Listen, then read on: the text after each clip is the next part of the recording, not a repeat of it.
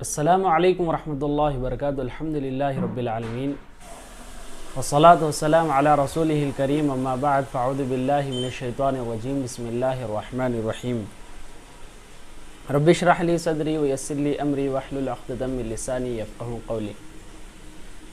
محترم سامعین اکرام، رسول اللہ صلی اللہ علیہ وسلم کے پاس ایک صحابی پہنچتے ہیں اور اللہ کے رسول سے سوال کرتے ہیں کہ نبی کریم صلی اللہ علیہ وسلم ایک ایسی نصیحت اور جامع نصیحت کریں کہ آپ کے بعد میں کسی کی طرف رجوع نہ کروں. تو اللہ کے رسول صلی اللہ علیہ وسلم نے کہا کہ قل آمنت باللہ ثم استقم، کہ آپ کہیے کہ میں اللہ تبارک و تعالیٰ پر ایمان لایا ہوں، ایمان رکھتا ہوں، اور اس پر ثابت قدم رہیے، استقامت سے آپ کے موت تک اس پر باقی رہیے.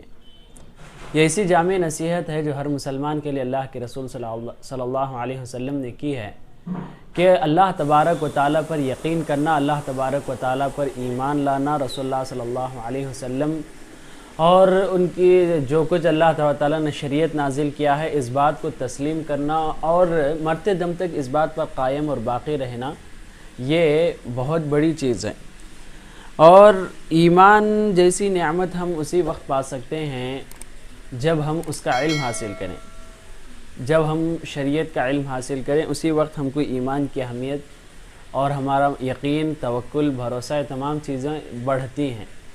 تو اسی کے متعلق ابن باز رحمہ اللہ کی ایک چھوٹی سی نصیحت آپ کے ساتھ میں شیئر کرنا چاہتا ہوں، جو ابن باز رحمہ اللہ خاص اسی طرح کی نصیحت انہوں نے بھی ہر مسلمان بھائی اور بہن کو کی ہے. تو چلو ویڈیو ملاحظہ کریں گے. شروع کریں. بسم اللہ. فالوصية أيها الإخوة وأيها الأخوات، الوصية العناية بأمر الله والتفقه في دين الله. قال الله جل وعلا في كتابه. تو ابن باز رحمہ اللہ بتا رہے ہیں کہ ہر مسلمان بھائی و بہن کے لیے میری وصیت ہے اور میری نصیحت ہے، میرا حکم ہے کہ وہ اللہ تبارک و تعالیٰ کے دین اور اس کے احکامات کی پابندی کرے، اس کی حفاظت کرے اور اس کے ساتھ جڑ کر رہے، اس کا علم حاصل کرتے رہیں. قال الله جل وعلا في كتابه العظيم إن الدين عند الله الإسلام. اللہ تبارک و تعالیٰ نے قرآن میں کہا کہ اللہ کا علم، اللہ کے پاس دین اسلام ہے. دین اسلام اللہ تبارک و تعالیٰ کے پاس قابل قبول مذہب ہے. وقال جل وعلا إن الذين قالوا ربنا الله ثم استقاموا تتنزل الملائكة ألا تخافوا ولا تحزنوا وأبشروا بالجنة التي كنتم توعدون. اور ایک آیت میں جس میں اللہ تبارک و تعالیٰ نے کہا کہ جو بندے کہیں گے کہ ہمارا رب اللہ ہے اور اس پر جمے رہیں گے تو ان پر فرشتے نازل ہوئیں گے اور کہیں گے کہ آپ غمزدہ ہونے کی اور ڈرنے کی ضرورت نہیں، اور آپ کے لیے وہ جنتوں کی خوشخبری ہے جن کا وعدہ تم سے کیا گیا ہے. قال تعالى إن الذين قالوا ربنا الله ثم استقاموا فلا خوف عليهم ولا هم يحزنون أولئك أصحاب الجنة خالدين فيها جزاء بما كانوا يعملون. تو اور ایک آیت میں اللہ تبارک و تعالیٰ نے کہا کہ جو لوگ کہیں گے کہ ہمارا رب اللہ اور اس پر جمے رہیں گے، نہ ہی ان پر غمزدہ اور غمگین اور خوف ہونے کی ضرورت ہے، بلکہ اللہ تبارک و تعالیٰ ان کے لیے جو کچھ انہوں نے عمل کیا اس کا بھرپور بدلہ دیں گے، اور یہی جنتی لوگ ہیں اور ہمیشہ ہمیشہ جنت میں رہیں گے، ان کا بدلہ مکمل مل جائے گا. فالواجب عليك يا عبد الله وعليك يا أمة الله الاستقامة على دين الله.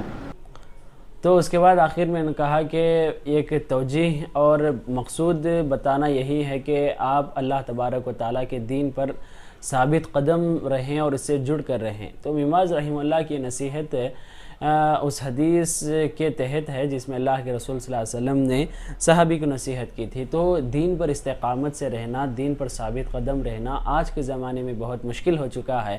جیسا کہ اس سے پہلے کی ویڈیو میں ہم بات کرے تھے کہ آخری زمانہ کتنا خطرناک ہوگا اور اس خطرناک زمانے میں کس طرح ہم اپنے دین کی حفاظت کرنا چاہیے اور کس طرح ہم اپنے ایمان کی حفاظت کرنا چاہیے. اس طرح دین پر قائم رہنا اور دین پر لازم رہنے کے لیے سب سے پہلی شرط یہی ہے کہ ہم اللہ تبارک و تعالیٰ کا اور شریعت کا اس کا علم حاصل کرنا چاہیے. جب تک ہم کو اس کا علم نہیں ہوگا اس وقت تک ہم اس پر استقامت اور اس پر یقین اور مکمل اس سے جڑ کر نہیں رہ سکتے۔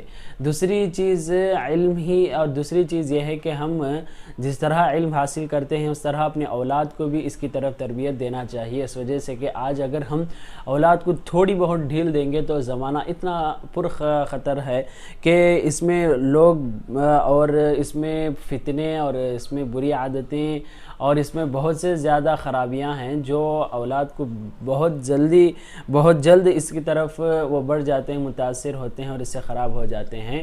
تو اس وجہ سے ہم دین پر استقامت رہنے کے لیے قرآن اور حدیث کو لازم پکڑنے کی بے حد ضرورت ہے۔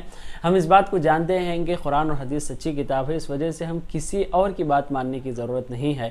قرآن حدیث میں جو کچھ ہے الحمدللہ حق اور سچ ہے، اس بات کو دیکھ کر ہم خود فیصلہ کر سکتے ہیں اور اس پر عمل کر سکتے ہیں۔ تو یہ بات یاد رکھیں اور دین پر ثابت قدم رہنے کے لیے علم حاصل کرتے رہیں۔ بغیر علم کے کوئی انسان دین پر ثابت قدم نہیں رہ سکتا۔ اللہ سے دعا ہے کہ اللہ تبارک و تعالی ہم سب کو شریعت کا علم حاصل کرنے کی توفیق عطا فرمائے، آمین۔ السلام علیکم ورحمۃ اللہ وبرکاتہ۔